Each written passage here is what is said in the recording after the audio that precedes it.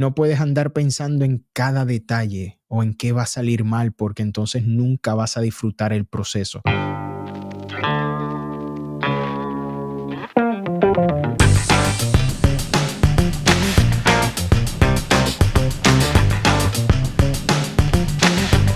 Bueno, pues, Eric, muy bienvenido al Rincón de la 215.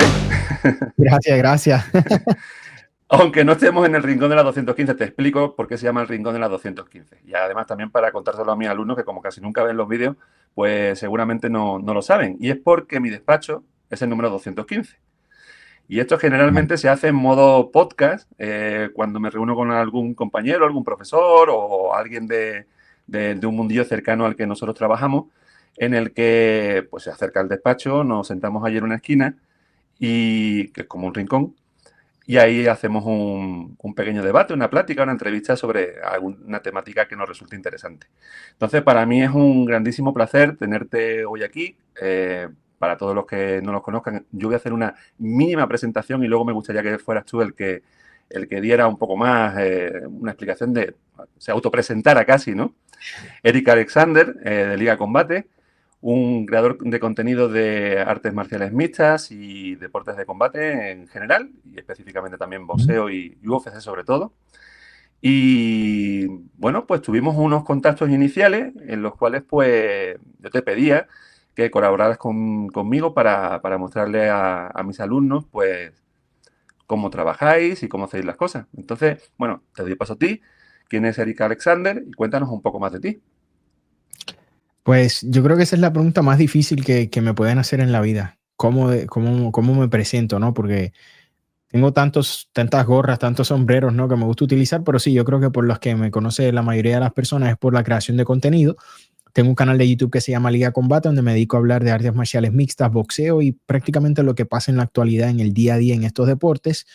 Y soy productor de profesión, me gusta componer, me gusta cantar, pero es algo que he dejado hacia un lado porque parece que como creador de contenido soy mucho mejor, así es que seguimos explorando en lo que nos va bien. Y sí, yo resido en los Estados Unidos, soy puertorriqueño de nacimiento, de mamá panameña, mucho orgullo, y creo que toda esa diversidad cultural me ha ayudado a formar quien soy hoy a mis 32 años. Eric, y ya que eres productor y que cantas y demás, ¿no se te ha ocurrido nunca hacerte una intro así como la de Cerebro? Para nada. Oye, pero ven acá, te voy a confesar algo. Yo recuerdo la primera vez que me invitó recientemente, o sea, él me invita, yo creo, yo colaboro con Ebro por lo menos 2 a 3 veces al mes. Pero la primera vez que pone el intro, yo, adiós, guau, ¿qué pasó acá? Oye, pero qué pegajosa es esa canción. Yo detesto colaborar con Ebro y que me la ponga porque me quedo pegado. Ya llegó la hora, de Jorge Ebro. Se me queda súper, pero no, fíjate, no, nunca lo he pensado, como que la manera en la que yo canto no encajaría para nada Es muy como. Miami, ¿no? Es muy Miami la canción, ¿no? Sí, la de él es muy Miami, muy Cuba, muy Miami, esa mezcla ahí local, pero mi manera de componer y cantar como que no sería la idónea para una intro de artes marciales mixtas o boxeo.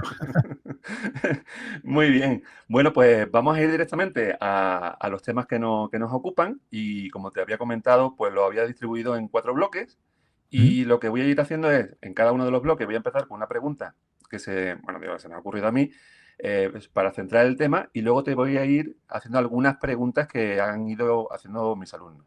Te voy a decir el Fenomenal. alumno que la ha hecho y qué es lo que él te quiere consultar. Entonces, el primer bloque, que sería sobre el tema de redes sociales, mi primera pregunta sería: redes sociales y la creación de contenidos, comunicación atractiva. ¿Qué crees que debe incluir? ¿Qué deba incluir ahí? Ujú. Para que haya una comunicación atractiva, para que las redes sociales sean llamativas, Hombre, yo sé que tú me vas a decir, a ti te sale natural, No, pero... casualmente eso era lo que iba a decirte. No, y no buscaba la palabra natural, sino genuino. Eh, con el pasar de los años, las redes sociales se han vuelto la vida de muchas personas, ¿no? Nosotros fuimos afortunados de vivir en un mundo donde ni siquiera existían y hemos podido vivir la transición, y sabemos que hay generaciones que solo conocen el mundo con redes sociales. Entonces hemos visto diferentes cambios en las redes, pero lo más que está triunfando recientemente es el contenido auténtico, que las personas no tengan miedo a ser ellos sin miedo a ser juzgados. Y como persona que crea contenido, te puedo asegurar que es mucho más efectivo. En mi caso, cuando yo comencé a crear contenido, yo viví toda mi vida en Puerto Rico, los últimos 9, 10 años de mi vida he vivido en los Estados Unidos, y por la cercanía y el hecho de que Puerto Rico es una colonia estadounidense, siempre he consumido mucho contenido en inglés, como lo hacen en el mundo anglo. Entonces, cuando yo comencé a crear contenido, había una gran desconexión, porque aunque yo hablo español y en Puerto Rico se habla español, en Puerto Rico no se habla inglés. Sí hay personas bilingües, pero lo normal es hablar en español. Yo comencé a crear contenido como lo hacen los estadounidenses. Y por mucho tiempo no fue efectivo justamente por esa desconexión. Con el pasar del tiempo comencé a crear, a conocer creadores hispanohablantes Y y Eric, me di cuenta en la diferencia. perdona que te interrumpa, porque tú Claro. nos estás comentando esa forma de hacerlo los estadounidenses, pero Ujú. me imagino como nosotros no consumimos generalmente ese tipo de contenido, ¿qué caracteriza a ese tipo de comunicador? Pues por lo menos no sé si son cosas que los caractericen, pero la manera de hacer contenido acá es mucho menos sensacionalista. Sí hay sensacionalismo. No quiero pintar que en el mundo hispanohablante somos los más sensacionalistas, pero históricamente si evalúan se van a dar cuenta que sí, que el sensacionalismo en el mundo hispano es mucho más recompensado, mientras que en inglés, te puedo dar un ejemplo, un título, en inglés obviamente, lo voy a decir en español, analizo el striking de Ilia Topuria, solo eso. Y tu video, tu contenido puede llegar a ser muy efectivo. Sin embargo, en español tal vez no funcione.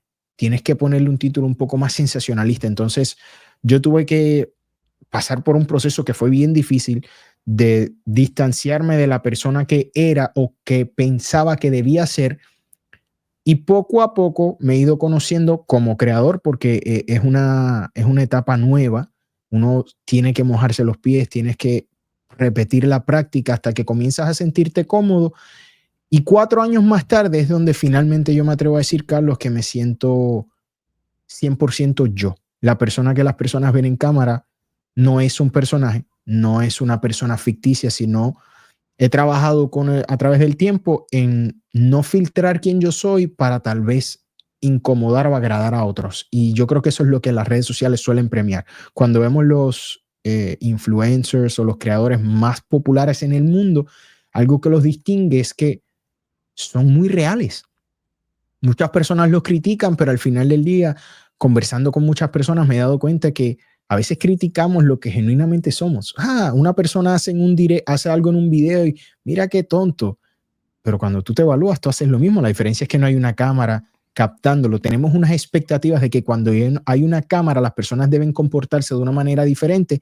Y con el pasar de los años nos hemos dado cuenta que el mundo y los consumidores premian más el que se sienta auténtico y genuino que el que se siente más orquestado. Hombre, yo quiero compararlo, por ejemplo, con lo que nosotros hacemos en la universidad y en cierto modo yo creo que es algo parecido.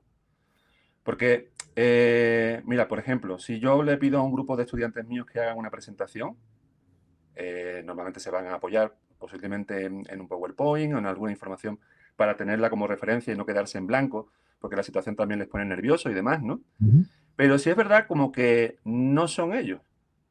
Claro. Y les cuesta, yo muchas veces les digo, mira, chicos, tenéis dos cuestiones que son muy importantes, ¿no? Aquí, por un lado, que os preparéis bien el tema, obviamente, porque es un tema que tendréis que exponer a vuestros compañeros, y lo segundo, que lo contéis, pero que lo contéis como si se lo estuvieras contando a un amigo, no sea algo Sí. mecánico o algo, lo que tú estás comentando, ¿no? Que salga natural, que nosotros lo Claro. estemos haciendo a lo mejor tú a tú, y pues es natural, no sé, una cosa que tengamos que estar viendo, oh, no puedo beber agua porque va a quedar feo, no puedo ahora dudar porque vaya a ser que se puede perder a lo Claro. mejor el ritmo, pero Las personas que no lo hacen tienen algo, y esto se repite en casi en el 100% de los casos, y es que buscan la perfección. Voy a grabar.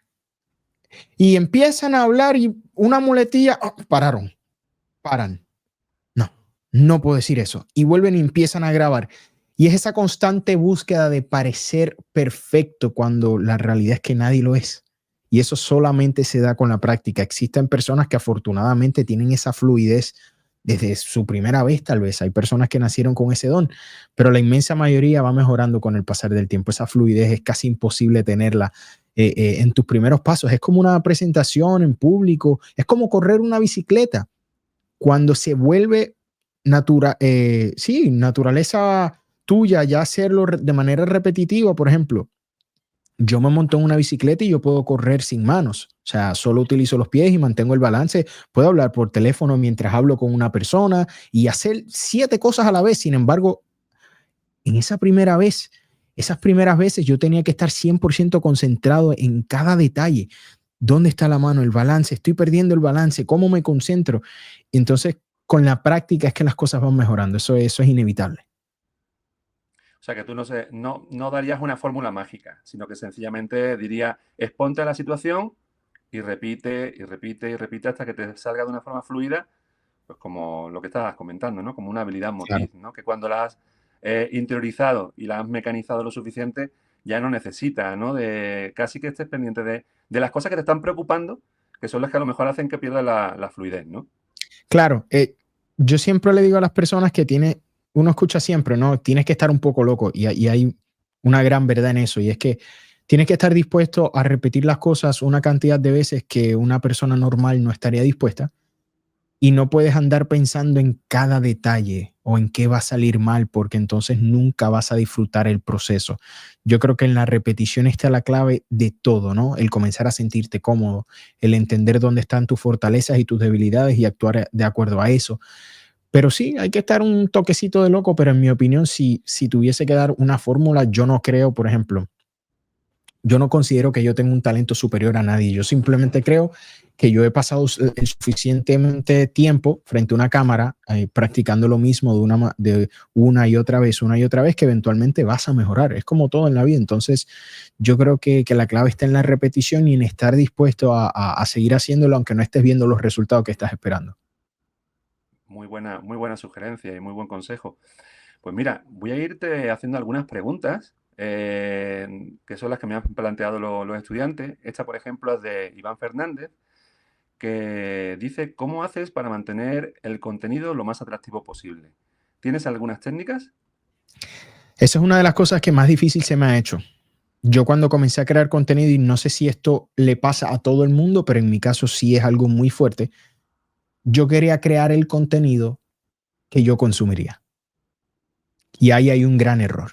¿Por qué? Porque yo soy yo y yo soy una persona bastante rara. O sea, en mi vida personal, en mis gustos, la música que escucho, soy muy raro. Entonces, al yo crear contenido de la manera en la que yo lo consumiría, yo estaba limitando demasiado mi, mis oportunidades.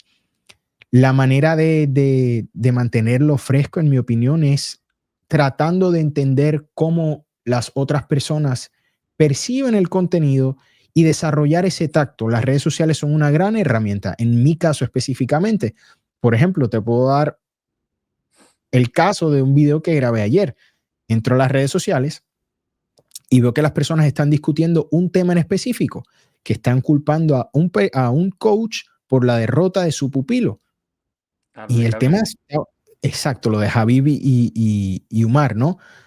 Pero Umar nunca le dijo a Habib que tenía una mano rota, por ende Habib no tenía toda la historia para poder ejecutar un plan o montar un plan efectivo en base a ese detalle tan importante. Y yo grabé un video, lo leí, dije, esto me parece interesante, me senté, vi que las personas estaban interactuando con ese tipo de preguntas, hice un video, lo publiqué y al video le ha ido fenomenal. Y yo no hubo planificación, simplemente el entendimiento de que era un punto interesante. Tal vez con los años, y estoy muy consciente de esto, he fortalecido mucho esa mecánica de ver una discusión y identificar que eso es una discusión que al público le interesa y construir en base a eso. En mi caso, es un nicho muy pequeño, ¿no? No se puede comparar con el contenido de otros creadores porque mi contenido va de la mano de lo que esté sucediendo en la actualidad, de resultados de combates y de peleas futuras. Entonces, la manera de crear y escoger el contenido es esa.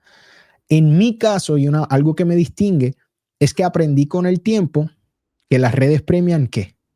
Los comentarios, lo que llaman la retención. Entonces, ¿cómo tú haces que las personas comenten e interactúen? Esa era la palabra que buscaba. Interactúen con tu contenido. Pues tienes que decir cosas que tal vez las personas consideran polémicas. Es lo que a mí me funciona bastante. Yo soy una persona que siempre he tenido una percepción y una apreciación del deporte muy diferente a la de la opinión popular. Y aunque no soy respetuoso, cuando digo polémico, no son cosas irrespetuosas, sí suelo publicar mis opiniones más triviales. Cuando creo que algo es de una manera diferente a lo que las masas piensan, pues lo publico porque sé que van a aparecer miles de personas con ganas de corregirme o decirme que estoy equivocado. Incluso en un momento dado, y esto lo aprendí de un creador estadounidense, y es que la naturaleza humana nos encanta corregir. ¿Por qué? No lo sé. Me encantaría saber más a profundidad la razón. Pero él siempre dijo que él erraba siempre en algo para que lo corrigieran. Y eso siempre mejoraba sus interacciones. Y es muy cierto. En el caso ya no lo suelo hacer, pero hubo un momento dado donde si yo iba a hablar de Carlos, el peleador que tiene 17-2 derrotas, pues posiblemente hablaba de Carlos, todo hacía sentido, pero decía que tenía 17-3. Un error muy simple. Ponía una derrota de más o una derrota de menos. Y no fallaba que en menos de 30 segundos, por lo menos 5 o 6 personas me estuviesen corrigiendo y recordándome que yo no tengo ni idea de lo que estoy haciendo. Entonces, hay mucho de psicología acá, que yo desconozco todo de psicología, ¿no? Lo que he aprendido es por repetición y leyendo aquí y acá, pero no es como que me considero alguien capacitado en ese aspecto. Pero sí, el comportamiento humano es muy evaluado específicamente por los más grandes creadores que sí tienen equipos detrás que pueden dedicarse a hacer este estudio, y la repetición de estas conductas suelen ser efectivas a largo plazo. Es como cuando tienes alguna falta de ortografía, ¿no? Y enseguida sale alguien a corregírtela, ¿no? Pues Porque mira, las personas tienen la percepción de que acá hay una perfección. El creador es alguien perfecto y en el momento en que muestras algún tipo de falla, alguien la quiere señalar. ahí está. Alguien lo tiene que decir. Exacto. Entonces van a caer en tu juego sin darse cuenta. Pues mira, tengo una pregunta que casi ya has respondido, que es de Abdel Damín, que pregunta qué estrategias usas para captar y mantener la atención de tu audiencia en un mundo con tanta saturación de contenidos. Pues es difícil. Es difícil a pesar de que todo depende de la red. Y eso es otro tema complicado. Todas las redes tienen diferentes maneras de crear contenido y de las personas de consumirlo. Cosas que funcionan en YouTube no funcionan en TikTok o en Instagram o en Twitter. Entonces, yo simplemente trato de hablar de los temas que las personas quieren hablar. Trato de ser lo más sincero posible y, y lo hago dinámico. Trato de no sonar robótico. Volviendo a esa pregunta original, trato de que se sienta más como una conversación entre amigos que un analista profesional diciéndotelo, ¿no? Por ejemplo, en los últimos años hemos visto un génesis enorme de podcast de fútbol. Es el deporte más grande del mundo, no nada más grande que el fútbol en el mundo entero. Y todos los que lo hemos jugado y lo hemos practicado por muchos años, tenemos algo dentro de nosotros que nos valida como conocedores. Y es una realidad que nadie quiere admitir. Pero en el momento en que tú comienzas a discutir de fútbol, las personas automáticamente entran en modo juicio y van a hacerte varias preguntas para determinar si tú eres cualquier loco o eres una persona conocedora del deporte. Y de repente todo el mundo tiene una plataforma y hay muchos creadores enormes. O sea, literalmente los podcasts no dan abasto. Y es porque a las personas les gusta consumir contenido casual y buscar personas con las que puedan ya sea contrastar sus opiniones o validarlas. Entonces, yo creo que he generado un buen balance de opinar y dar mi perspectiva de las cosas, pero siempre estando abierto a que cualquier persona común podría cambiar mi percepción. Es no ser una bola de cristal fija, sino ser una persona y un creador maleable. Y no es que cualquier opinión me hace cambiar, no es que uno no tiene estructura, uno tiene unos principios y una manera de ser, pero también estoy bien consciente de que en ocasiones las redes y el algoritmo nos encierra en una burbuja donde pensamos que todo el mundo opina igual que nosotros. Y de repente te metes en una conversación donde alguien opina diferente, pero lo hace de una manera en la que te hace ver un punto que tú no habías evaluado. Tú lo has visto en Twitter con mi persona. O sea, Ujú. trato de no alejarme de personas que piensen diferente a mí para siempre tener esa idea contraria presente. Y eso creo que me ayuda bastante como creador. Pues mira, fíjate que no te he pasado las preguntas, pero parece que las estuvieras leyendo. Porque ahora te voy a hacer una de, de Isabel Castillo, que pregunta cómo se manejan los conflictos o malentendidos públicos en este ámbito, ¿no? De las redes sociales. Eso es curioso. No he tenido muchos a lo largo de mi carrera, pero sí. Primero tenemos que entender que uno tiene una audiencia y esto cambió mucho mi perspectiva. Yo en el año pasado tuve la bendición de viajar a México a un evento donde por primera vez yo tuve contacto con mi audiencia. O sea, era una locura ir caminando y que alguien se sorprendiera y te reconociera y te pidiera una foto o quisiera tener una conversación así fuese corta contigo. Y de repente hay personas que te dicen que se inspiran en lo que tú haces, que ellos quieren llegar a ser lo que tú eres.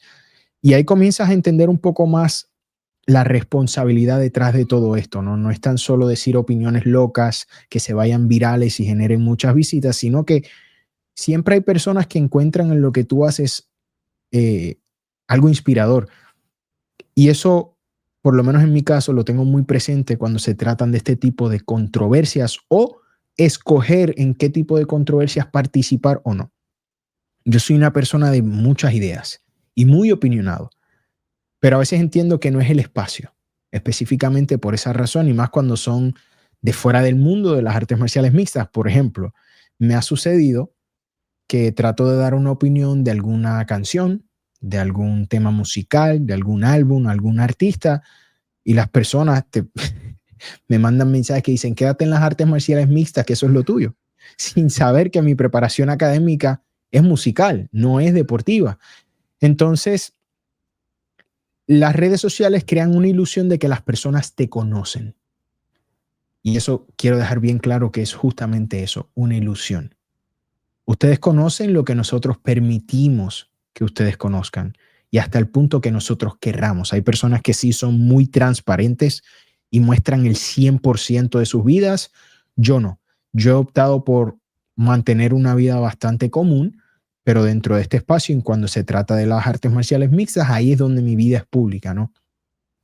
Cuando se trata de estas polémicas, yo trato de razonar lo mejor posible siempre, sí, y ya esto también tiene que ver un poco con mi personalidad, soy una persona muy empática. Trato siempre de entender de dónde viene la otra persona, la incomodidad o lo que puede ser, y en base a eso respondo. Si me está faltando el respeto, no te voy a responder, porque si te voy a responder, te voy a faltar el respeto. Y repito, las personas que encuentran lo que yo hago inspirador o me ven como un referente, no se van a llevar una buena imagen o tal vez pueden interpretar eso como que es lo normal. Y entiendo que no. Las redes no son para todo el mundo y el creador tiene que tener una capacidad de desconectarse con un chasquido de los dedos. ¿Y a qué me refiero? Hay personas que lo que buscan es molestarte sin ninguna razón, sin ninguna explicación. Si tú no puedes separarte de, de la opinión pública con facilidad, no vas a tener una carrera longeva. A mí me gusta mucho la frase, la opinión de otros sobre ti es su responsabilidad, no la tuya. Entonces yo creo que en cuanto a este tipo de problemas o situaciones que puedan existir en las redes sociales, yo trato de manejarlo de la manera más eh, respetuosa posible, la menos polémica. No es el caso para todos. Tal vez si yo hiciera las cosas de manera más polémica sería más popular, porque vivimos en una época que se premia lo trivial pero no, no es mi tipo de persona. Y te digo, me cambió mucho el ver a chicos muy jóvenes decirme que soy un referente, toparte en un pasillo de un evento con una familia entera que te dice que se sientan a cenar viendo tus videos. Y ahí cambió mucho, cambió mucho.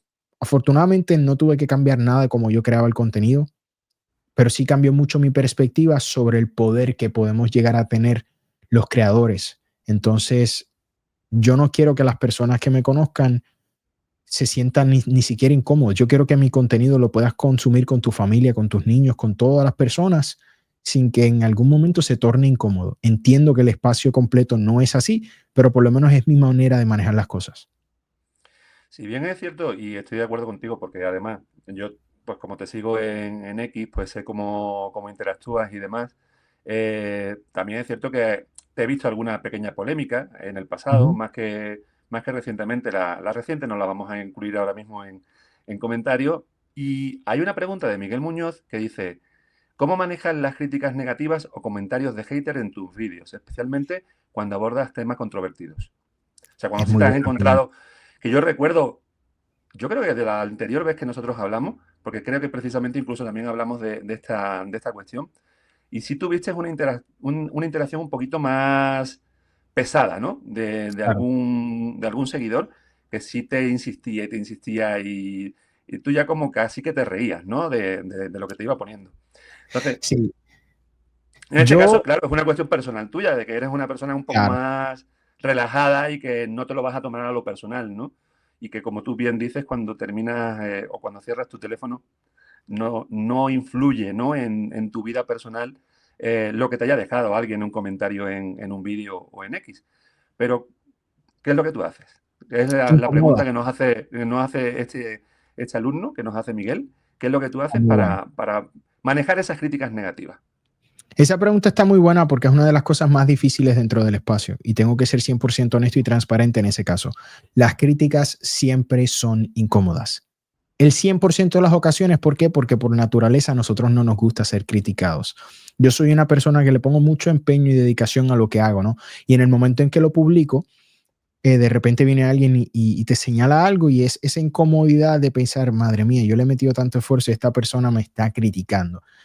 Pero llega el momento donde para crecer, no tan solo como creador, sino como para persona, tú tienes que entender que hay veces que las personas no te están criticando con malas intenciones.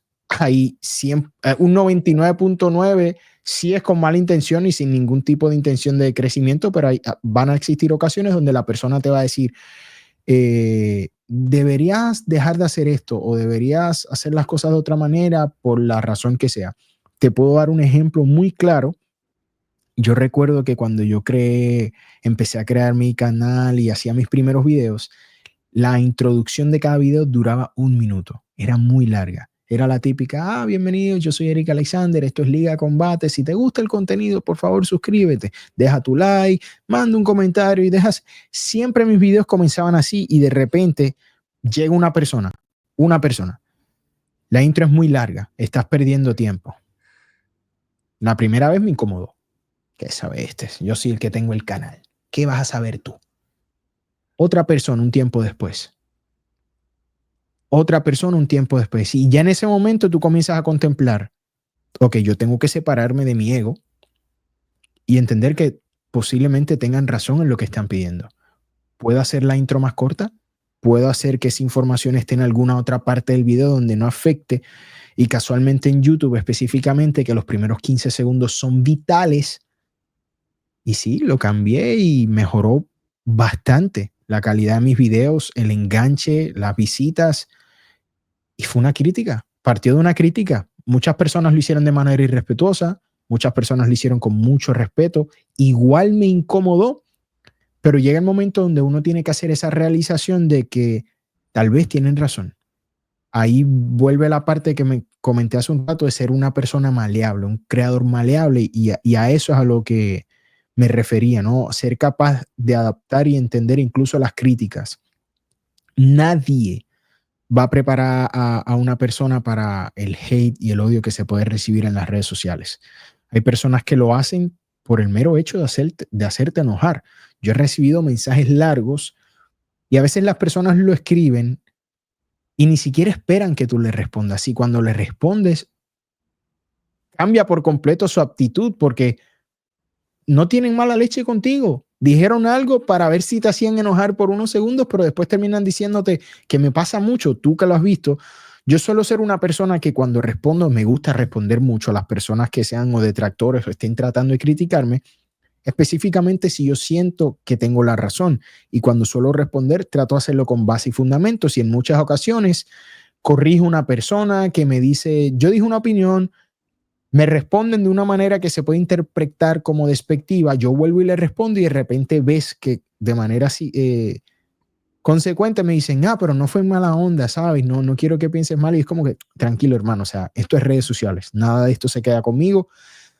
También mi carácter viene forjado de un mundo caribeño donde el bullying es algo muy normal en tu vida de niño. Y siempre lo he dicho, no existe bullying en redes sociales que pueda superar lo que yo pasé de niño. El bullying que se vivía en la escuela, o sea, donde tu peor atributo se vuelve tu apodo.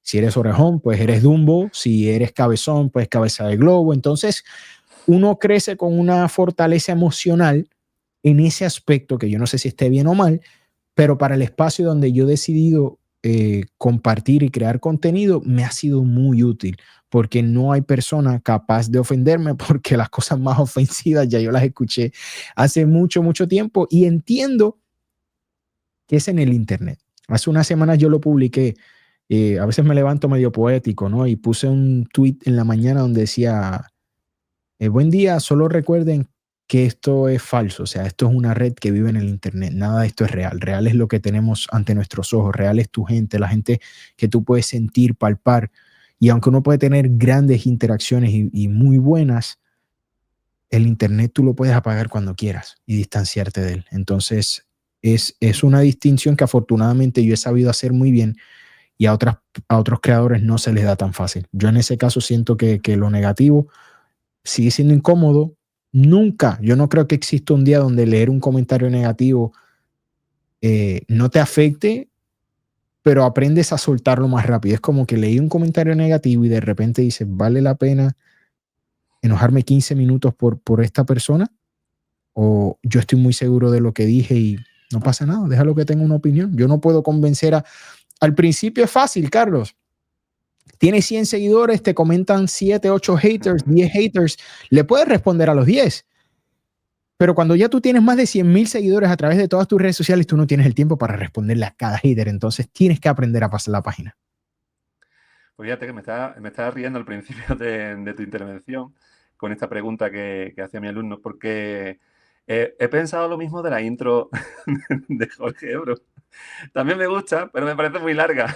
Claro, claro, y a él Y se lo en comentan, un a directo, él se lo comentan. es que en un directo justamente se lo comentó a alguien, ¿no? Y Sí. dijo, muy bien, gracias por el comentario, tal, tal. Y yo vi el siguiente programa y la intro era Tengan, exactamente igual, dijo, me vale claro. madre. No, y hay personas Entonces, que les funcionan, hay personas que eventualmente se acostumbran y ya, y hay personas que tal vez lo consideran. Yo sí he estado en directos donde la corta mucho antes y otros directos donde está la canción entera. es Yo que creo que dura las un minuto personas y ya se medio. acostumbraron y posiblemente ponen el directo y lo adelantan 2 minutos y ya saben Ay, que ahí ay, van a ay, quedar. ay. Sí, Pero a Jorge le gusta, entonces él la deja claro, y ya. Se la han claro, hecho a él además, es suya. Mira, claro. pues como siempre te vas adelantando a mis preguntas y tengo una de Isán Sola y la voy a juntar un poco con otra de Miguel Muñoz también, porque son un poquito parecidas, ¿no? Y una es cómo equilibrar la autenticidad con la presión por crear contenido que atraiga más seguidores sin perder los valores personales. Y creo que se relaciona un poco también a esta, ¿no? ¿Qué aprendizaje has sacado de tus propios errores o fracasos al crear contenido y cómo han influido en tu enfoque actual? Buenísimas preguntas, eh. Eso yo creo Que que han sido tengo muy buenos alumnos. sí, no, son fenomenales, son preguntas muy buenas. Yo creo que ahí está. Las lecciones más importantes que yo he aprendido, yo creo que han sido justamente esas. ¿Qué funciona? ¿Qué tanto puedo hacer algo sin dejar de ser yo, sin traicionarme a mí? Yo soy una persona que no me traiciono a mí ni a mis principios por nada, por visualizaciones, por dinero, por fama. No estoy dispuesto a hacer eso. Y eso es muy clave en quien yo soy dentro de las redes sociales. Y por mucho tiempo, y yo creo que a todos nos pasa en la vida en algún momento, tratamos de adaptarnos al mundo en que nos rodea y perdemos mucha autenticidad. Al principio de mi tiempo en este espacio, más que cambiar quién yo era, yo guardaba mucho quién yo era. Yo no decía todo como lo pensaba por miedo a incomodar a personas, por miedo a que pensaran mal de mí. Y no tengo problema en admitirlo que por mucho tiempo yo andaba preocupado porque qué opinión mía la gente podía tener. Hoy por hoy me importa muy poco, me importa lo que opine mi esposa, mi hija, mi familia y ya. Y es que uno gasta mucha energía y mucho tiempo tratando de, no recuerdo qué pena, dónde fue que lo escuché por primera vez, pero esta es una de las frases que más ha marcado mi vida, que decía, gastamos dinero que no tenemos comprando cosas que no necesitamos para impresionar a personas que ni siquiera nos conocen. Yo recuerdo escuchar esa frase y fue como una epifanía en mi vida en qué estoy haciendo. Al final del día, uno no puede mentir por siempre y eventualmente quien yo soy iba a salir. Yo no quiero que las personas crean que yo me convertí en una persona. Yo quiero que las personas conozcan a Eric como es Eric. Y a través de los años he ido soltando muchos prejuicios, llamémosle, y he permitido que más mi personalidad se traduzca al contenido que yo hago. Y ha sido más efectivo aún, que es lo impresionante. Cuando yo trataba de ser, y todo esto parte del respeto, yo soy una persona que respeto mucho profesiones y trataba de ser profesional porque yo siempre sentía una responsabilidad de hacer el contenido de manera seria, respetuosa y que las personas tuvieran una buena imagen mía. De repente me di cuenta en que yo puedo hacer las cosas siendo yo, sin faltarle el respeto, siendo genuino, pero puede ser un poco más relajado. Y es donde más éxito he tenido, donde más las personas han comenzado a disfrutar mi contenido, porque al no tener miedo a decir lo que pienso como lo pienso, y como yo conozco mis límites y mis estándares nunca van a permitir que yo me salga de las líneas del respeto, la chabacanería y esas cosas, hermano, me lo disfruto más, me lo disfruto mucho más, soy mucho más genuino y me pesa menos. Hacer contenido para mí es como una libertad. O sea, yo lo he dicho en múltiples ocasiones, sé que soy de los pocos, esto no es común, pero en más de 4 años de creación yo nunca he creado un guión. Yo me siento y yo hablo. Entonces, volvemos a mi lado poético. Facundo Cabral dijo en uno de sus monólogos que su mamá no necesitaba un diario, porque solo decía lo que amaba, solo decía lo que pensaba y eso se lo recordaba el corazón. Entonces yo soy una persona que amo mucho el deporte, amo mucho lo que hago, amo mucho las interacciones que tengo con el público y hoy por hoy estoy en una etapa donde soy yo. Soy yo y no me importa lo que puedan pensar sobre lo que yo hago o qué puedan pensar de mí porque yo estoy feliz con lo que estoy haciendo y al final del día no hay mayor gratitud que hacer las cosas de una manera libre. Yo no estoy permitiendo que los estándares o ciertas cosas me afecten. Yo creo que la manera, mientras más genuino soy, más conecta a la gente conmigo y las personas disfrutan mi contenido. Entonces yo creo que la manera que mejor he navegado el éxito y el seguir creando contenido genuino es ese. Yo creo un concepto de hacer directos para hablar directamente con mi audiencia y la mayoría de mis publicaciones en lo que es Instagram, TikTok, son extractos de esos directos donde yo estoy o peleando con una respuesta o una pregunta que me han hecho o respondiendo algo y lo corto, lo adapto a la red y lo publico y les va súper bien. Entonces yo creo que todo se basa en ser lo más genuino posible y disfrutar el proceso, no permitir que las redes le quiten el aspecto entretenido. Si no disfrutas lo que haces, no lo hagas. No, no, ¿por qué pasar por ese martirio? Afortunadamente disfruto mucho lo que hago. Yo me siento cada vez que entro a mi estudio como un niño en una juguetería. Las cámaras son mi pasión, la producción, el audio, las luces. Entonces, yo me siento cómodo, estoy en mi entorno y disfrutar lo que hago es clave para el éxito que pueda llegar a alcanzar. De hecho, casi te he tratado de copiar el set, pero me ha sido imposible. No tengo la misma iluminación. Se ve bonito, se ve bonito. Bueno, porque no voy a quitar los filtros porque si no te asustas. Te voy a preguntar otras dos cositas más de Miguel Muñoz. Son dos preguntas, las voy a juntar para no hacerlo muy largo. Y es que casi te vas adelantando a cada una de las preguntas que me van apareciendo, pero me Hablo gusta. demasiado, lo siento. Es No, pero me gusta mi mencionarlos. peor problema, hablo demasiado. Independientemente de que la hayas podido responder en cierto modo, pues sí me gusta mencionarlos a ellos porque ellos pues, se Claro. han tomado también su molestia de hacerme la pregunta para que yo te la trasladara a ti. y en ese sentido pues me apetece hacértelas, ¿no? Y Miguel Muñoz me pregunta, o te pregunta, mejor dicho a ti, un par de cuestiones. Y está un poco relacionada con algún punto que vamos a ver posteriormente, pero bueno, vamos a adelantar algo. Dice, ¿el contenido de tu canal se centra más en educar sobre el deporte o en el espectáculo para atraer a un público más amplio? Y luego hay otra cuestión que plantea, que es qué tan importante es, o sería desmentir ideas erróneas, o tiene relación con la parte de educar, sobre las artes marciales o el combate en tu contenido. Me parece súper importante. Me parece súper importante y una muy buena pregunta. Mi canal es justamente un balance de eso. Un balance de educar a aquel que no conoce muchos sin que se sienta anexado, que es algo que sucede mucho en este espacio.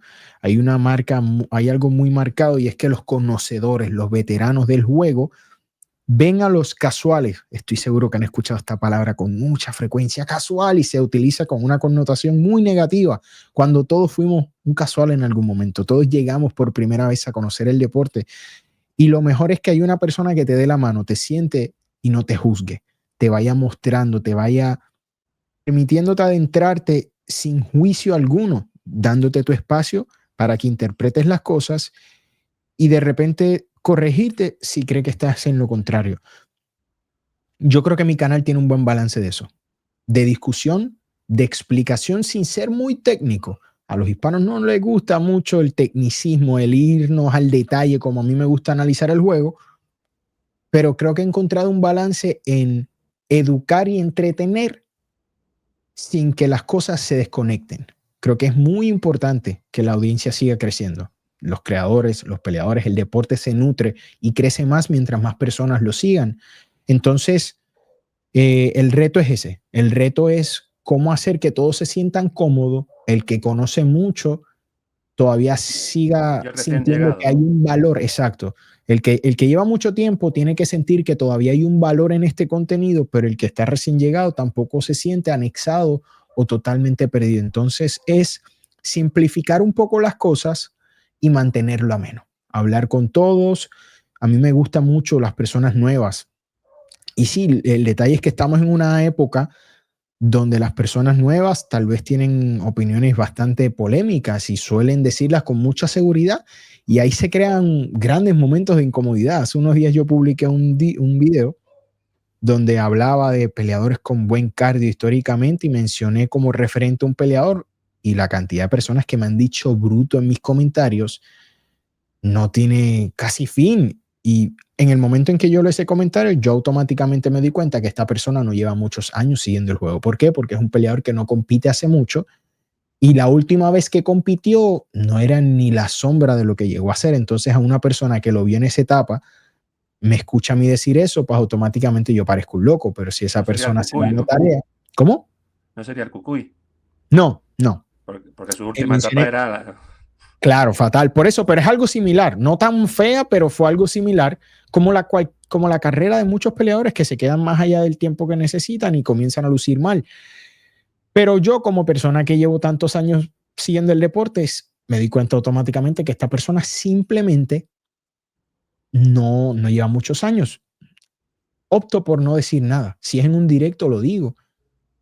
Si te vas muy irrespetuoso, también te doy tu cantazo para que te des cuenta de que, y pasa mucho, que a las personas les gusta tener razón en redes sociales. Entonces, ahí entra un poco el ego, cuál es tu personalidad, cómo manejas ese tipo de situación, pero a mí en el canal me gusta tener un balance de educación y entretenimiento con fines de justamente eso, de que la audiencia crezca, que el deporte siga ganando seguidores y que todos se sientan complacidos con el contenido.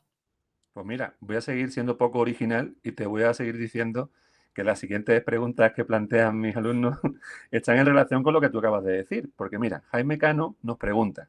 Te voy a hacer, tiene 3 preguntas, te las voy a hacer seguidas, pero la primera especialmente tiene bastante relación con lo que acabas de comentar y es, ¿notas mucho el término comercial? O sea, me refiero a los vídeos que suelen gustar al público, que tienen más repercusión que a lo mejor otros vídeos que podrían ser más interesantes.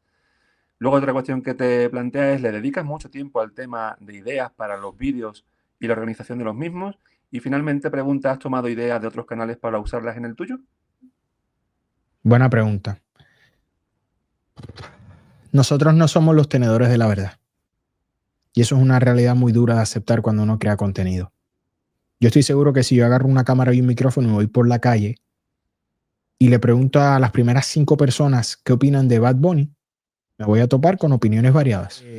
Como te estaba diciendo, no somos tenedores de la verdad y eso es una realidad que nos cuesta mucho aceptar. Quienes determinan lo que funciona y lo que no es la audiencia. Hay creadores que tienen un muy buen tacto para eso, como MrBeast, que lo que sacan es éxito tras éxito y otros no. Y a lo que quería llegar era cuando te preguntabas en la calle a 5 o 6 personas qué opinan de Bad Bunny, vas a encontrar detractores. Y para esos detractores, Bad Bunny no es un buen artista, no es un buen cantante, no es un buen músico, no es un buen nada. Sin embargo, hoy por hoy es el artista más exitoso del mundo. Entonces, tenemos que entender que no somos tenedores de la verdad. Nuestra percepción puede que no vaya acorde con el mundo popular. Y yo he creado un desprendimiento de mis expectativas. Yo tengo una idea que me parece interesante, la comento, grabo el video, lo publico y dejo que el mundo determine si es exitoso o no. Como te digo, el video de ayer yo lo grabé porque me pareció interesante, pero tampoco pensé que era interesante al punto del éxito que está teniendo el video. O sea, lo está viendo casi el 50% de mi audiencia y es como que, ok, ¿qué hice diferente? A veces uno ni siquiera lo entiende. Entonces, yo he dejado de regir mi éxito por la calidad de visitas y rijo mi éxito por cómo yo me sienta con lo que estoy haciendo. A la respuesta de si he mirado otros canales para tomar notas y claro, yo creo que todos lo hacemos en algún momento. Trato de no hacerlo con mucha frecuencia. Siento que somos personas muy influenciables y sin darnos cuenta podemos terminar hasta imitando a una persona sin tener la intención de hacerlo. Yo lo más que suelo emular o buscar es la imagen, ¿no? Una de las cosas que siempre me ha identificado dentro del espacio es la calidad de producción detrás de mi contenido. Entonces me gusta mucho cambiar la luz, añadir otra nueva, darle un color distinto, jugar con el micrófono y en ese tipo de cosas sí consumo mucho contenido. Pero en cuanto a artes marciales mixtas no consumo absolutamente nada por miedo a sonar parecido o quedar influenciado de una manera indirecta y no darme cuenta de eso. Me parece muy importante eh, entender eso, crear también y consumir contenido para darnos cuenta qué funciona y qué no, pero al final del día el éxito de un contenido no lo asegura nadie, ¿no? Y en cuanto a la pregunta de la preparación, pues yo tratando de tener éxito en el espacio, creé justamente esto, un espacio dedicado al contenido que yo creo. Por ende, mis videos, más allá de preparar la miniatura, escoger un título, es yo decidir de qué voy a hablar, sentarme y grabar. Prendo las luces, prendo la cámara y empiezo a grabar. Y después de terminar el título y la miniatura, o en ocasiones, porque esto lo aconsejan los grandes de YouTube, escojo primero el título y la miniatura y en base a eso hago el video. El tema siempre lo escojo antes, pero a veces teniendo el título y la miniatura ya lista, te ayuda a dirigir lo que vas a decir de manera más efectiva. En el caso mío, que no hago guión, y eso tiene muchas cosas positivas, pero tiene muchas negativas. No es como que es algo solamente positivo. Me pasa constantemente que termino el video y de repente caigo en cuenta que no mencioné 3 cosas que quería, porque no tengo un guión. Yo estoy hablando. Pero es una de las cosas que como creador me define. La fluidez al hablar, mantener un tema conversacional y que las personas sienten que están hablando con un amigo. Entonces, yo hice paz con el hecho de que siempre van a haber detalles que se escapan, pero siempre y cuando la idea central esté, estoy feliz con el resultado. Pues mira, la última pregunta de este bloque la hace Iker Martínez y puede ser el colofón, ¿no? de todo lo que has ido hablando en esta primera parte, que sería cómo defines personalmente el éxito en redes sociales y cómo influye esto en tu bienestar mental. Muy buenas preguntas, tremendos estudiantes, de verdad. ¿Cómo defino el éxito en las redes sociales? Pues yo creo que hay dos maneras de percibirlo, el éxito en la red y el éxito en tu percepción. En la red, pues obviamente las visitas. Muchas personas interactúan con tu contenido, les gusta lo que tú haces y eso es una reafirmación constante de que estás haciendo las cosas bien.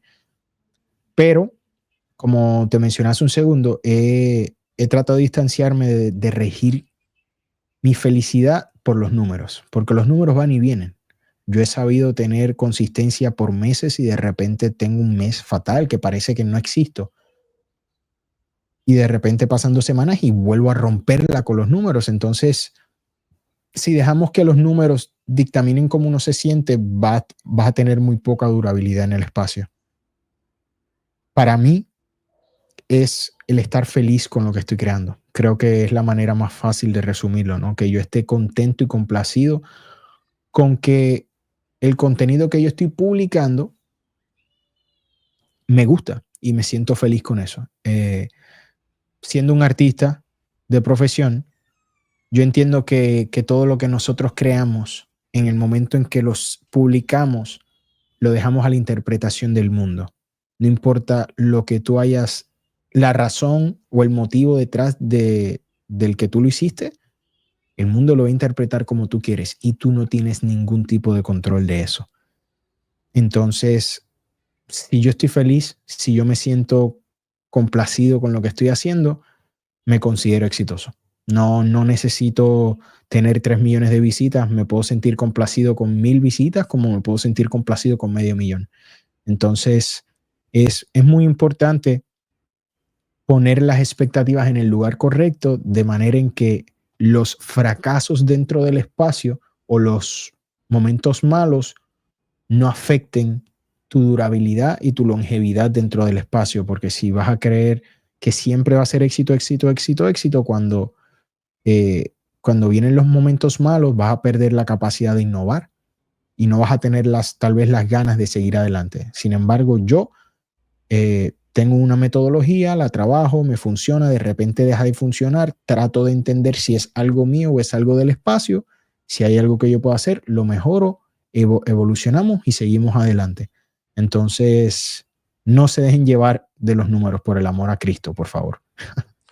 Hombre, imagínate, yo si me dejara llevar por los números, creo que tengo 65 suscriptores y 80 alumnos. O sea, que Carlos, mi directo, tengo menos suscriptores que alumnos. mis primeros directos los veía yo y mis amigos. En mi primer directo, esto va a ser una anécdota, en mi primer directo, cuando comencé a hacer directos, porque yo no hacía directos, yo solo grababa videos porque me sentía seguro.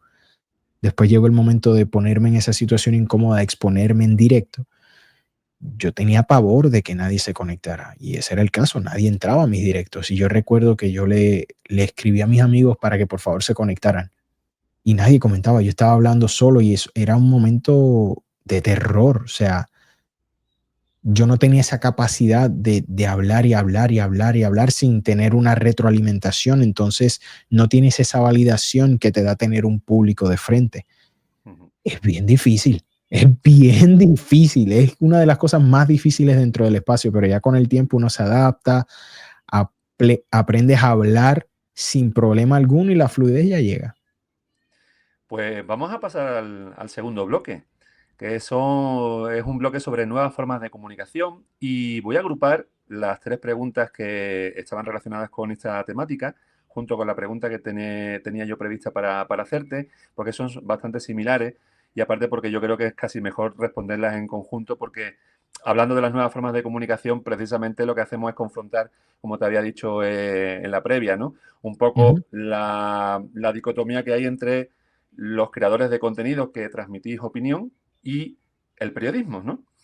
Y en ese sentido, pues tenemos a Miguel Muñoz que nos vuelve a hacer una pregunta que dice, ¿consideras que los creadores de contenido tienen una responsabilidad similar a la del periodismo al educar y formar opiniones sobre los deportes? Jaime Cano pregunta, ¿consideras el medio de comunicación de YouTube el nuevo periodismo? Iker Martínez nos pregunta si crees que los periodistas deberían ser responsables por las consecuencias de sus palabras en el público. Bueno, y hablo de periodistas, o habla Iker de periodista, y me imagino que también se referirá a los creadores de contenido. Y yo te pregunto, periodistas frente a youtubers, ¿solo opinión ¿O también hay responsabilidad sobre estas opiniones? Es una gran responsabilidad ser un creador y más cuando tienes audiencia. En esta época esa línea se ha borrado bastante y siento que no hay una claridad y muchas personas no pueden distinguir entre lo que es un periodista y lo que es un creador. Yo sí creo que son dos mundos totalmente distintos que pueden coexistir sin problemas, siempre y cuando hay una comunicación clara y las expectativas correctas de parte del público. En mi caso, yo soy un creador. Yo soy un creador muy serio que le pone mucho empeño y mucha dedicación. Me aseguro de que la información que yo estoy comunicando sea lo más certera posible. No me gusta desinformar. Entiendo que no todo el mundo en este espacio es como yo. Y ahí es donde se complica el tema y se crea esa tensión entre los dos bandos. Yo quiero coexistir en un mundo donde existe el periodismo. El periodismo es una de las cosas más importantes que existe, porque son quienes no tan solo dan la información certera, sino que pueden evaluar y escudriñar todo de una manera profesional. Lo que hacemos en la creación es más opinar, dar perspectivas diferentes de lo que está sucediendo. A mí me gusta considerarme un narrador de la historia. Yo no soy parte de la historia. Yo soy una persona que la cuenta. Por Y hay ejemplo, Eric, muchas personas. perdona que te interrumpa, Ujú. porque justamente con lo que me estás planteando ahora, me surge una duda que, vamos a decir, no, iba a decir la palabra sufrir. Bueno, no la he sufrido realmente, porque yo no lo he pasado mal, pero sí el hecho de decir, este fin de semana, y de hecho te lo dejé en un comentario, porque te dije, oh, vaya bajón con lo de Sarukian. Ujú. ¿Por qué no hay información real de lo que ha pasado con Sarukian? Porque nos dicen, se ha Bueno, lesionado. Se ha lesionado. Yo no me creo que una persona al día antes de una pelea esté haciendo el corte y, y no estuviera ya lesionada. Si no van a hacer entrenamiento ni van a hacer absolutamente nada. Es posible que a lo mejor con el corte haya sufrido alguna serie de espasmos, que a lo mejor hayan reavivado una vieja lesión, no sé, lo que sea. ¿No crees que ahí es donde pudiera estar la labor del periodismo de que sacaran esa información y ya luego, pues, bueno, el creador del contenido el que se encargará de decir, pues, lo que me ha parecido, lo que no me ha parecido? ¿Tú qué piensas? ahí es justamente donde los creadores ganamos mucho terreno. El mundo en el que vivimos es muy diferente en el que se vivía antes. Antes un periodista tenía la capacidad de poder destruir a una marca, a una compañía, a una persona si revelaban cosas que simplemente no estaban bien. Eso era lo que el periodismo investigativo, ¿no? Que es muy importante. Sin embargo, estamos en una época donde ciertas marcas, ciertas compañías, ciertas promociones, ciertos equipos tienen tanto poder y prestigio que van por encima de cualquier medio noticioso o periodístico. Podemos hablar de la UFC en este caso. La UFC está en un punto de popularidad y hay tanto creador y tanto periodista que ellos deciden a quién darle acceso o no. En el momento en que una persona, ellos no sienten que está haciendo algo positivo para su marca, simplemente le cortan el acceso. Antes, eso era algo trivial. No permitirle acceso demostraba que tú estabas tratando de controlar la narrativa. Esto no solo pasa en el deporte Pero de las Ariel profesionalistas, Helwani, por ejemplo, no tiene acceso a la UFC o anexado justamente por y eso. gana año tras año el mejor periodista Periodista, en artes marciales mixtas porque siempre claro, maneja información. porque creó una red, tiene un prestigio dentro del espacio, pero así también tiene muchas personas que no se relacionan con él. Lo que pasa es que está en un nivel donde uno no se percata. Los que lo seguimos con frecuencia podemos saber quién es, pero igual no le ha afectado a tal nivel porque al final del día hace un buen trabajo. El periodismo también se ha visto muy estigmatizado porque justamente eso. Entonces estamos en una etapa donde, y no lo digo con intención de ofender a nadie, pero muchos periodistas tienen que escoger entre comer o decir la verdad o reportar todo. Entonces estamos en una época donde vemos mucho periodismo de voy a revelar solamente esta parte porque si revelo esto me meto en aguas calientes y me puedo quedar sin la comida y al final del día yo no juzgo a nadie que está poniendo comida sobre la mesa. No, no, es simplemente la etapa en la que estamos viviendo. Entonces, es una línea muy fina que se ha distorsionado justamente por eso.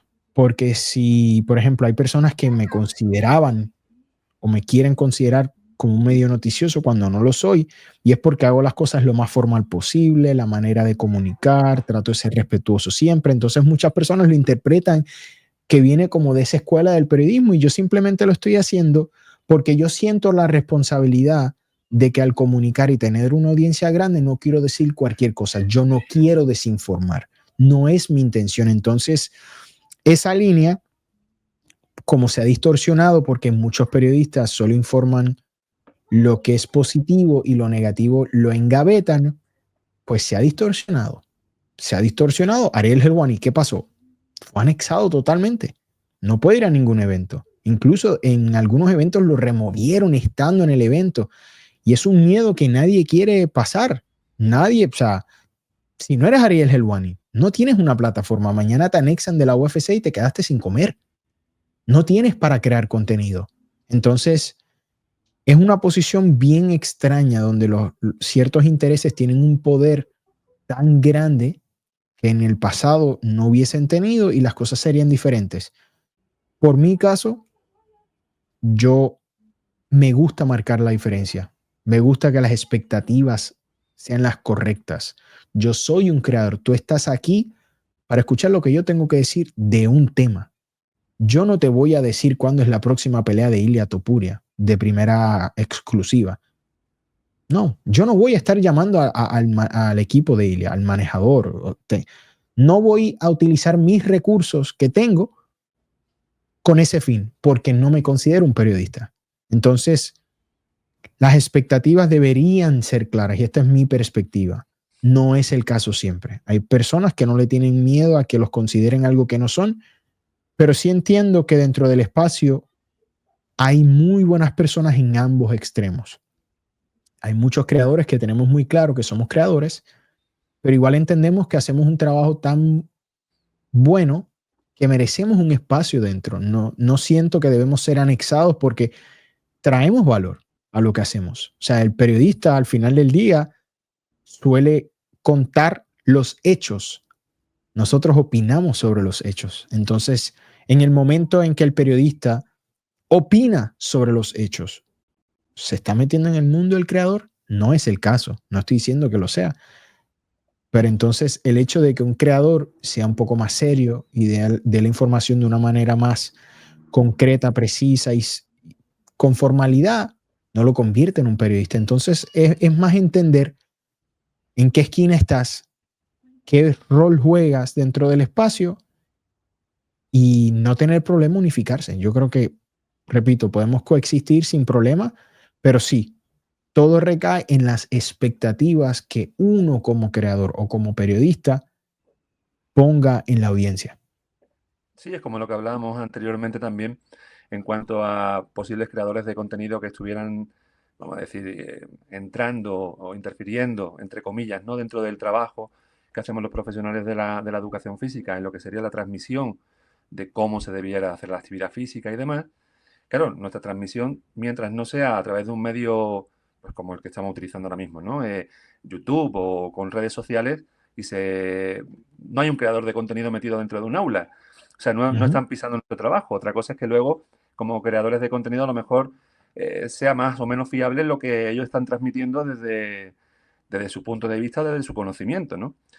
Entonces, pues tampoco es cuestión, como estabas planteando, ¿no? De vernos como contrarios, ¿no? Exacto. Sino, bueno, son nuevas formas de comunicar, son nuevas formas de entender, bueno, pues en el caso de las artes marciales, pues todo el negocio que hay, ¿no?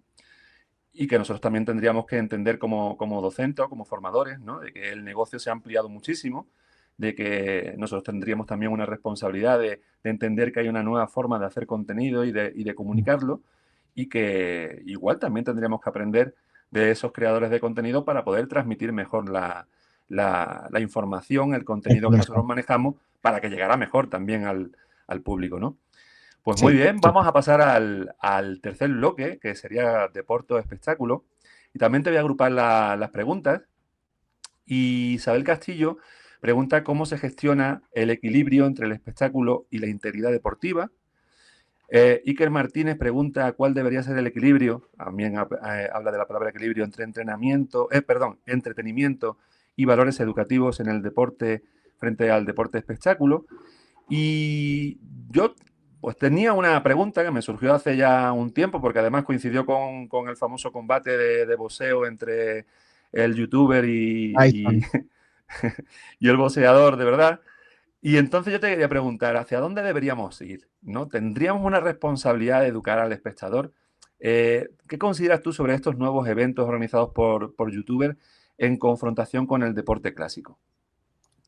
Expectativas. Esa es la palabra. Expectativas.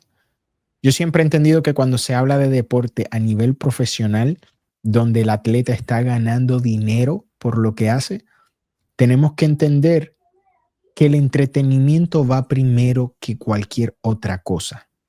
A veces somos muy puritanos, ¿no? Cuando hablamos específicamente del boxeo. No, que esto es una vergüenza para el boxeo. ¿Por qué es una vergüenza? Nos hemos detenido a preguntarnos por qué es una vergüenza. Porque, Carlos, yo te puedo hablar de cientos de combates entre dos boxeadores profesionales que son una vergüenza. Combates que estaban totalmente arreglados, donde un peleador no le conectan un golpe y se ve cómo se tira. Entonces, la expectativa del público es una y hemos permitido que tal vez opiniones forjen nuestra percepción actual y a futuro.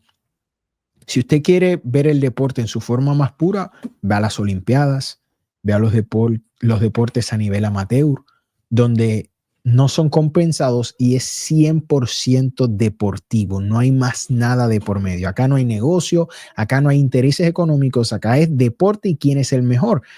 Y en el deporte profesional sigue existiendo eso. No es que no exista, no es que 100% entretenimiento.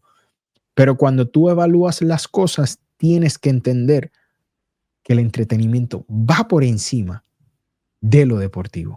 Sabemos que hay atletas que tal vez ya no rinden de una manera deportiva, pero siguen siendo rentables, siguen siendo entretenidos y siguen estando en posiciones muy privilegiadas porque el entretenimiento va primero. A Cristiano Ronaldo le dieron una cantidad absurda de dinero que no le darían en más ninguna otra parte del mundo porque es un nombre rentable, porque a nivel de entretenimiento para estas personas era efectivo pagarle ese dinero para tenerlo ahí, aunque a nivel deportivo no sea ni el 60% de lo que fue en su mejor momento. Entonces, creo que nosotros como audiencia, me incluyo porque yo fui detractor de este tipo de combates como Jake Paul y Mike Tyson, y hoy por hoy no es que los defienda a capa y espada, pero he aprendido a disfrutarlos por lo que son. Las expectativas deben ser diferentes, depende de lo que tengamos de frente. Si voy a ver a Mike Tyson, que tiene como 78 años, sé que tiene 60 o algo por el estilo, pero ya saben por dónde voy, contra Jake Paul, que tiene 28, ¿por qué mis expectativas son que voy a ver a Canelo Álvarez contra Gennady Golovkin? Cuando tengo un boxeador que está lejísimos de su mejor momento y un youtuber que sabemos que no es un boxeador puro, que se dedica bien y le mete mucho empeño, pero yo no puedo esperar comer jamón serrano si lo que tengo de frente es un pollo. El pollo sabe a pollo, no me sabe a jamón serrano. Entonces, las expectativas de la gente tienen que aprender a adaptarse a la situación. Si yo voy a ver un partido de fútbol de quinta división, yo no estoy esperando ver el mismo nivel que en la primera. Y hay una razón lógica, por eso es quinta división. Entonces yo creo que con el pasar del tiempo esto no va a desaparecer, van a crecer con el pasar de los días, estoy segurísimo. A mí me encantaría participar de uno, no te lo voy a negar. Pero creo que las personas van a comenzar a adaptar más sus expectativas, porque todos criticaron el combate entre Jake Paul y Mike Tyson, sin embargo, es el combate más visto yo creo que en la historia, a nivel de números, o uno de los más vistos en tiempos recientes. ¿Por qué? Por el morbo, porque nos gusta señalar, pero al final del día sintonizamos. Entonces, nos vamos a ir distanciando ese prejuicio Porque recuerdo en un momento dado donde tú decías que viste un combate de Jake Paul y te juzgaban. Uy, tuviste un combate y tú eres fanático del deporte, ¿qué es eso? Ya estamos adaptándonos, ¿no? Ya todo el mundo decía, bueno, es un circo, pero lo voy a ver. Y con el pasar del tiempo vamos a seguir adaptándonos a entender y a interpretar cada cosa por lo que es. Estos combates como la velada diva y eso, que es puro entretenimiento con un toque de deportivo, y un combate de título mundial de Sandor Martin, para hablarte en referencia española, Kiko Martínez, ¿no? Que las personas saben lo que van a esperar. Entonces, es separar nuestras expectativas y saber qué es cada cosa. Y yo creo que se puede disfrutar todo. Al final del día, todo es entretenimiento, pero bien importante, a nivel profesional, lo deportivo y el entretenimiento van de la mano, pero no olvides que sigue siendo negocio primero. Por eso vendemos a los jugadores, por eso valen caros, por eso vendemos camisas, por eso el dinero siempre está envuelto. Sí, lo que pasa es que yo creo que en ese sentido sí puede haber una queja legítima por parte de los deportistas, porque si tú ves a un, no sé, a un John Jones, no sé cuánto habrá ganado en su carrera, pero posiblemente merezca mucho más de lo que ha ganado. La vida no es Y justa, Carlos. La vida no es justa. Y es como esa, yo esa es ponerme, la, esa es la, cue- esa es la cuestión. es como yo sentarme a quejar acá. Yo me siento el mejor youtuber del mundo. Cada vez que yo me siento a grabar un video, para mí yo estoy haciendo el Y mejor no me ve trabajo nadie, posible. ¿no? ¿Y qué pasa? O sea, si nadie te ve, pues hermano, encárguese de cambiar no sus expectativas en ese caso, sino su futuro. Por eso estamos viendo a peleadores que están dispuestos a hacer este tipo de combates, porque están separando el juicio y la percepción que la gente pueda tener por sus intereses. El mundo no es justo. Cuando uno nace, no le entregan un manual a uno que dice, aquí están las justicias y las injusticias de la vida. La vida es lo que es, entonces cada cual tiene que manejar sus situaciones. Claro, puede parecer injusto que un atleta que está desde los 6 años forjando, educándose, entrenando y practicando, gane menos dinero que un youtuber. Ese atleta puede hacer lo que hace el youtuber. Es es una realidad muy difícil de digerir. Yo como creador tuve que interpretarlo. Todos pasamos por lo mismo. ¿Por qué nadie me ve? Si yo siento que lo que estoy haciendo es bueno. Bueno, porque esto no es así, esto no funciona. La gente cree que porque hagas las cosas bien, los resultados van a llegar y ese no es el caso. Tú puedes hacer todo bien por el manual y aún así fracasar. Entonces hay un toque de, como les dije hace un rato, el público es quien decide, no decidimos nosotros. Que el atleta le reclama a la audiencia, que el atleta no le reclame al que está aprovechando la situación y maximizando sus oportunidades. ¿Por qué no le reclamas a la audiencia que lo consume? ¿O por qué no tratas de entender por qué la audiencia quiere consumirlo? ¿Qué está sucediendo ahí que hace que ellos se interesen, que estén dispuestos a poner dinero y aportar para que eso continúe sucediendo? Entonces, volvemos, es distanciarnos de nuestro ego, ver las cosas por lo que son, no lo que queremos que sean.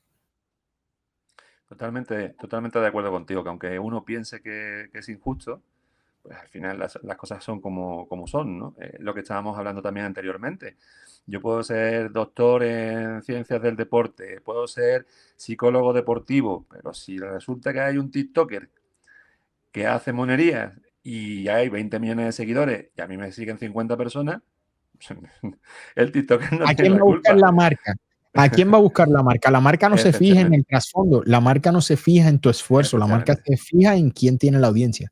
¿Quién Y tiene los si él números? logró la audiencia haciendo las estupideces más grandes, ¿qué pasa? No estamos tratando de decir que no sea el caso. Hay gente que es sumamente popular por estupideces, porque se fue viral un video diciendo una estupidez y tienen millones de seguidores. Y bueno, así es la vida. Y ahí vuelve a lo que dije.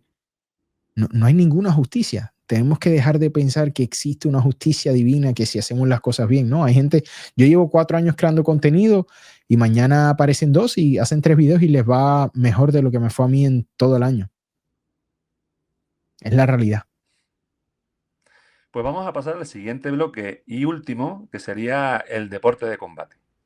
Y hay algunas cuestiones, algunas preguntas que, bueno, que independientemente de que seas creador de contenido, pues como antes me has comentado también, eres deportista, Uh -huh. te encanta el deporte de combate y en una ocasión incluso me estabas comentando, dice, a mí me encanta pelear. Yo te decía, a mí me encantan los deportes de combate, pero no me gusta pelear. Yo después de la primera derrota que tuve en judo, ya dejé de competir y no me sobrepuse, no me sobrepuse. Pero si hay gente, puede ser el caso tuyo, si le gusta el deporte de combate, lo practica y bueno, pues hay algunas cuestiones que plantean mis estudiantes que, bueno, pues les resultan curiosas, que les gustaría que les respondieras, ¿no?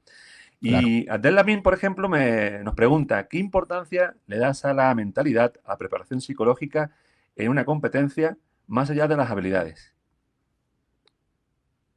Toda, toda. Soy un fanático empedernido del aspecto mental y psicológico de cada aspecto de la vida, específicamente en lo deportivo.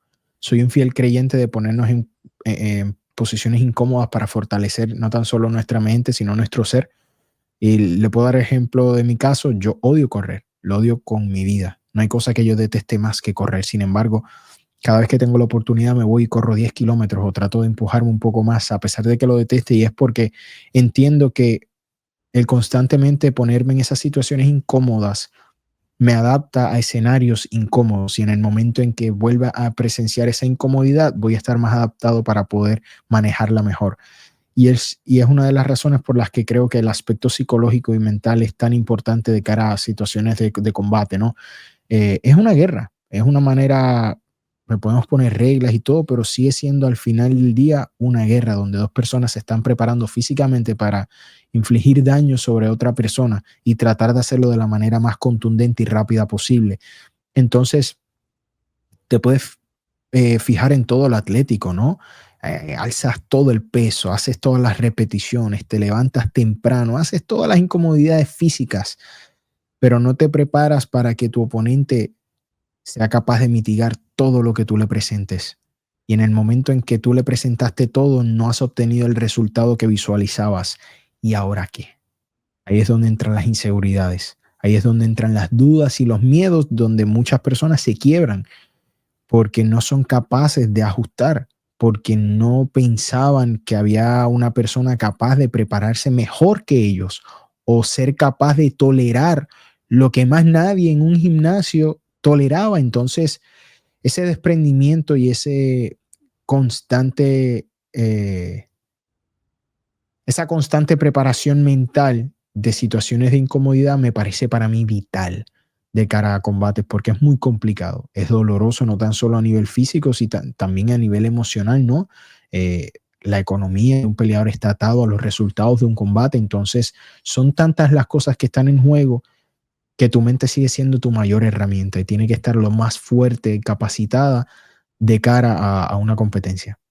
¿Tú crees, por ejemplo, que en esta pelea última que tuvo Umar contra Merab, aparte de la lesión de la mano, el componente Totalmente. psicológico tuvo algo que ver? Totalmente, justo lo que te estaba diciendo, son personas que entrenan a un nivel donde históricamente se ha comprobado que son superior al resto, tienen una manera de entrenar, de repetir las cosas que han sido tan y tan efectivos que tal vez llegue el momento en que a algunos, no les pasa a todos, pero algunos pecan de decir, ¿sabes qué? Yo soy el hombre, me tienen que derrotar a mí, de repente te topas con una persona como Merab Dvalishvili que no parece conocer el fracaso, es un hombre que sigue intentándolo, no se frustra justamente porque ha pasado por tantas situaciones en su vida que lo han forjado a convertirse en lo que es y es un tipo que no existe situación que lo frustre. Él puede fracasar 1 millón de veces y va a intentar 1 millón con una eh, imponerse y yo creo que Umar no tuvo la capacidad de mitigar eso y quedó demostrado que llegó el momento en que, aunque físicamente tampoco estaba al 100%, su mentalidad tampoco lo dejó sobrellevar ese obstáculo que presentaba Merab.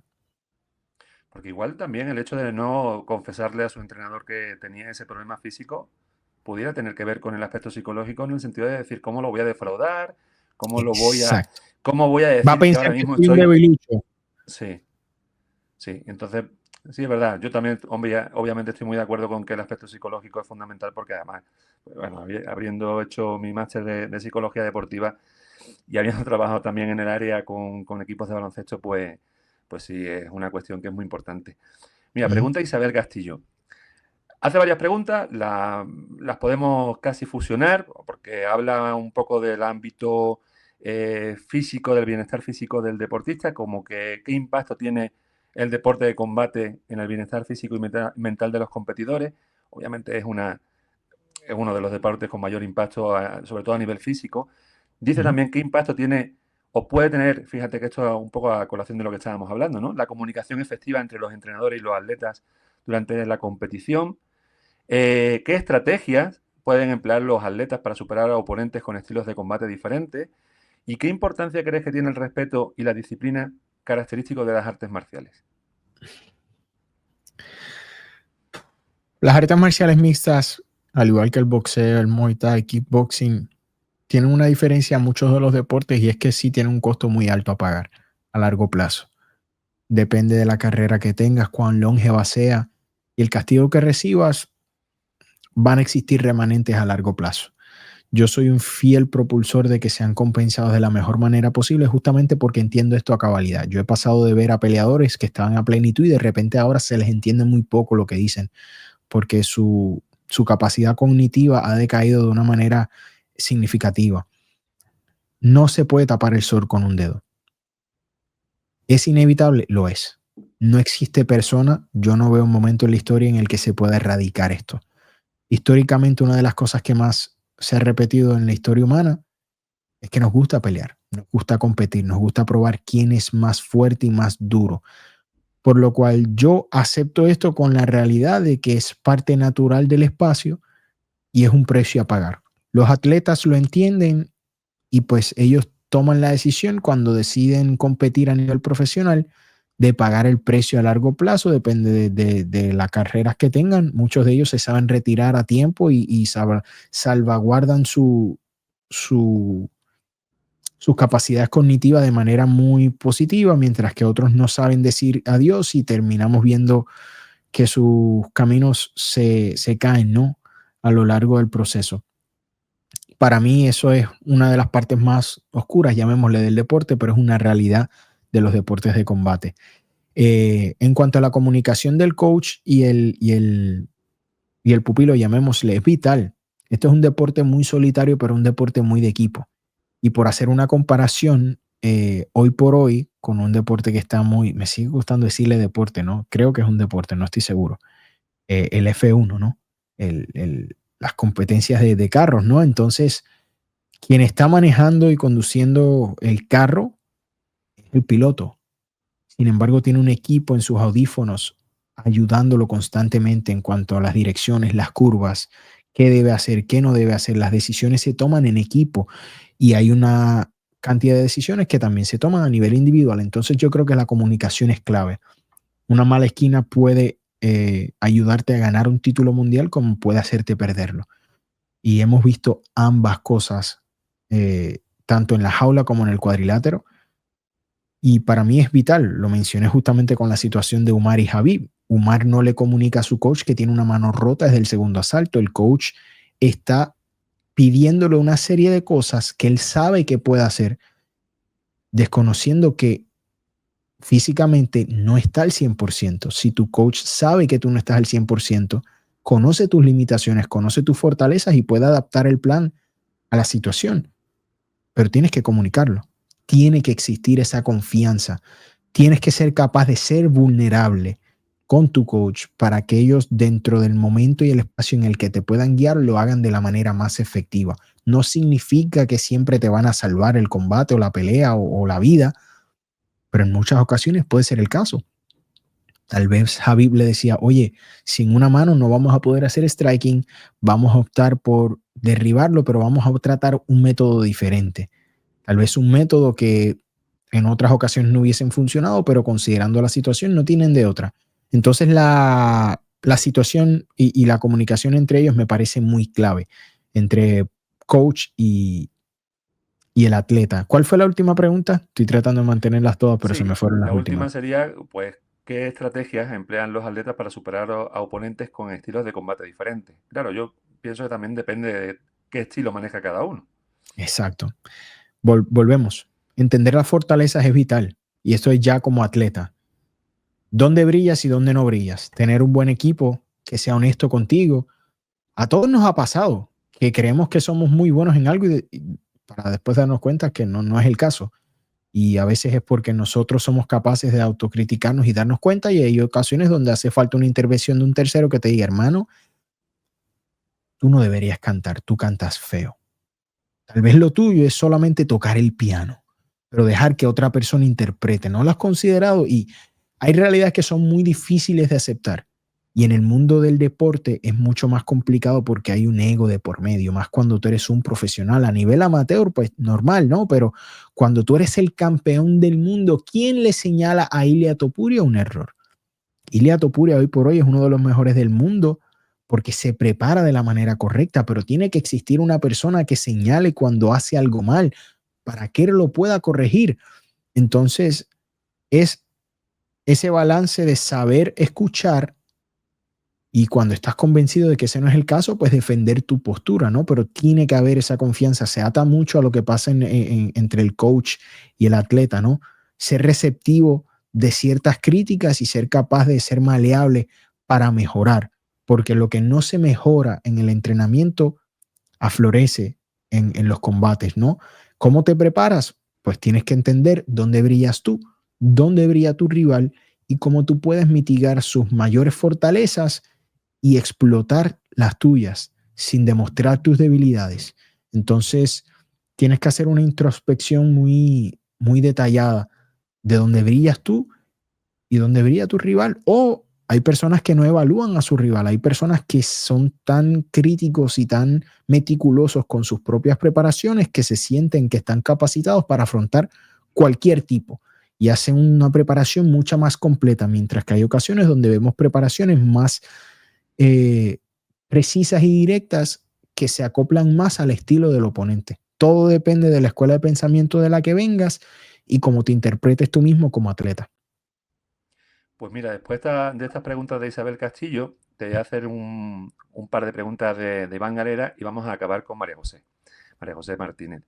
Iván nos pregunta cuál es la importancia de la postura y el equilibrio en las situaciones de combate y nos pregunta, ¿y en una situación de calle? Claro, me entiendo que de combate hablando con reglas y sin reglas, ¿no? ¿Cómo sería la situación de calle?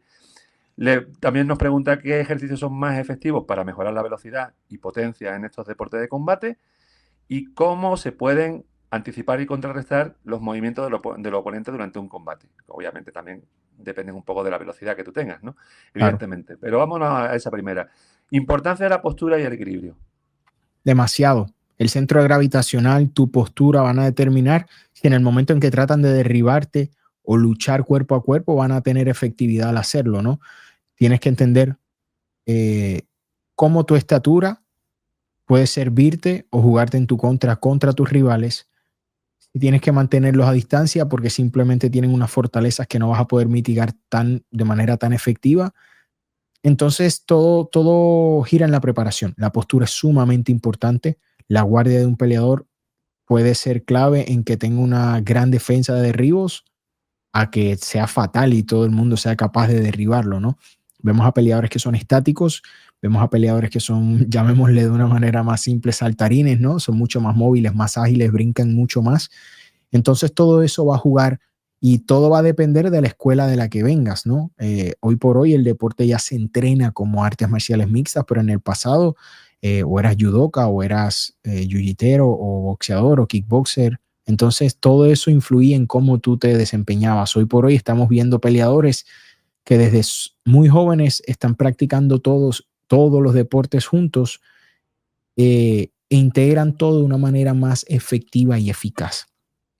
Entonces, para mí la postura es vital, pero aún así, depende de tu estilo, podrías salvarte de muchas situaciones si puedes implementar otras herramientas.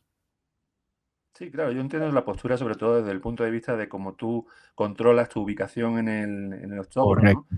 Y también como lo que estabas comentando, cuando te hacen un ataque o tú tienes que hacer una defensa, el saber perfectamente dónde tú estás ubicado, el si te Ujú. han tirado, eso como cuando te caes a lo mejor esquiando, ¿no? Que no sabes en qué posición has caído, o cuando te pilla una ola, ¿no? No saber Exacto. cómo...